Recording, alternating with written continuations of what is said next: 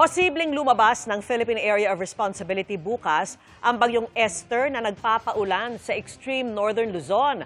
Patuloy namang nakakaapekto ang habagat at localized thunderstorms sa ilang bahagi ng bansa. At nakatutok si June Veneracion.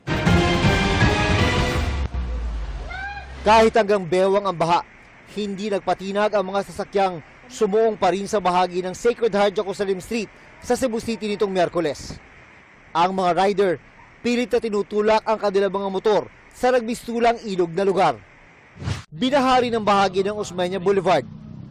Matagal bago humupa ang baha dahil sa mga basurang bumara sa drainage.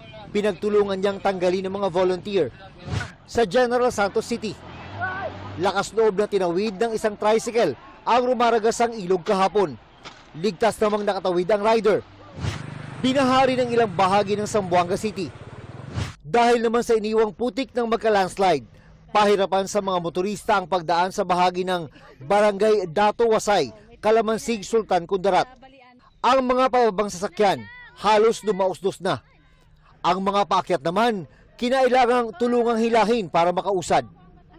Habagat at localized thunderstorms pa rin ang nagpapaulan sa malaking bahagi ng bansa. Ang bagyong Esther, June Veneracion, nakatutok, 24 oras.